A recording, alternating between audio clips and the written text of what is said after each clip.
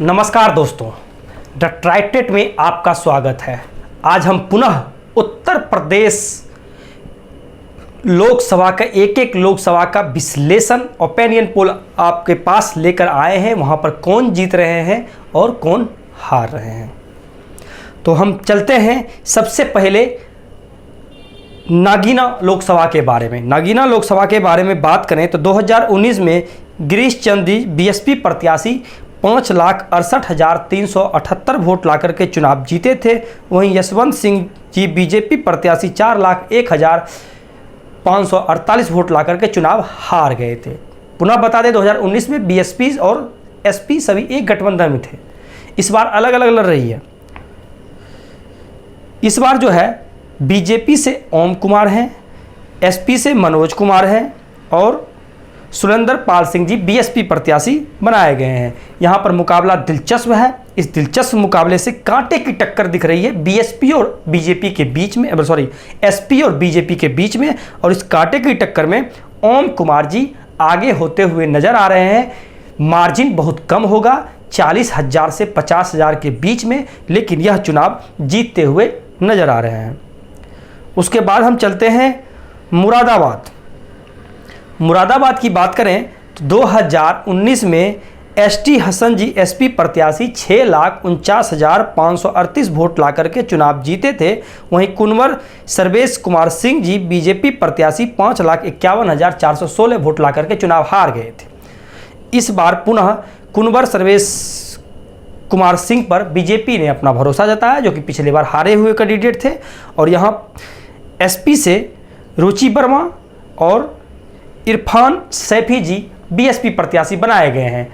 यहाँ पर समाजवादी पार्टी का वोट का विकृतीकरण है। यहाँ पर बीएसपी कहीं न कहीं एसपी के समर्थक एसपी के वोट को तोड़ रहे हैं, जिसके कारण मुरादाबाद यहाँ पर इस बार बीजेपी निकालने में कामयाब होते हुए नजर आ रही है। पिछले बार यह एसपी जीती थी।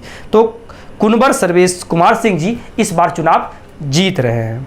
उसके बाद हम चलते हैं रामपुर जो हमेशा समाजवादी पार्टी का गढ़ रहा है। आजम खान का यहाँ पर कर्मस्थली रहा है और आजम खान यहाँ से लगातार कई एक बार चुनाव जीते हैं। 2019 में भी आजम खान ने 5,59,177 वोट लाकर के चुनाव जीते थे।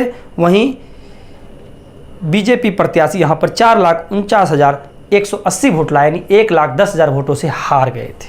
इस बार आजम खान चुनाव नहीं लड़ रहे हैं। रामपुर से बीजेपी से घनश्याम सिंह लोधी चुनाव लड़ रहे हैं। समाजवादी पार्टी से मोहिबुल्ला नाडवी जी और वहीं जीशान खान समाजवादी पार्टी से चुनाव लड़ रहे हैं। माना यह जा रहा था कहीं नहीं समाजवादी पार्टी का वोट बैंक को बीएसपी तोड़ेंगे, लेकिन फिलहाल ऐसा नहीं दिख रहा है। यहाँ पर आजम खान का गढ़ है, लगातार जीतता हुआ, और समाजवादी पार्टी यहाँ पर मजबूत होता है। इसलिए बीजेपी पुनः यहाँ पर 1 लाख से ज़्यादा अंतर से हारते हुए नजर आ रहे हैं। और समाजवादी पार्टी रामपुर सीट से मोहिबुल्ला नाडवी जी चुनाव जीत रहे हैं।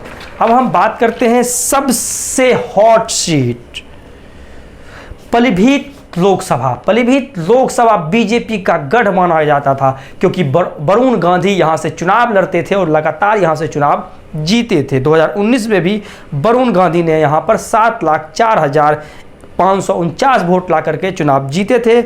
वहीं हेमराज वर्मा समाजवादी पार्टी 4,48,000 वोट लाकर चुनाव हार गए थे और 2.5 लाख से ज़्यादा वोटों से हारे थे।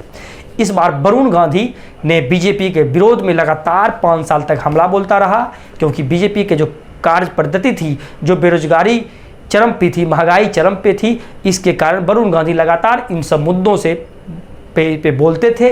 और अभी वह बीजेपी छोड़ चुके हैं और पीलीभीत से बीजेपी से खड़ा हुए हैं जतीन प्रसादा जी, एसपी से हैं भगत शरण गैंगवार जी, वहीं बीएसपी से है अनीस अहमद खान जी। यानी यह सीट समाजवादी पार्टी के पाले में गई थी और वरुण गांधी कांग्रेस ज्वाइन करने वाले हैं और कर चुके हैं।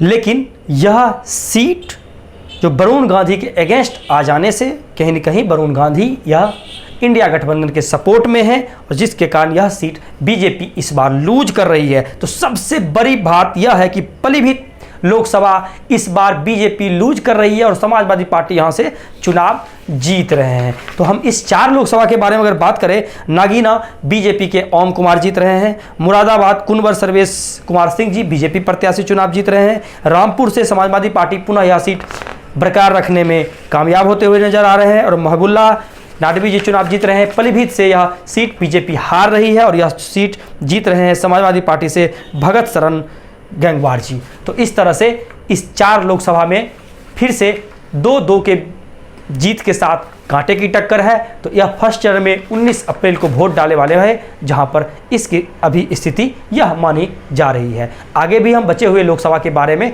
आप लोगों के बीच जल्द हाजिर होंगे। तब तक आपसे विदा लेते हैं। धन्यवाद।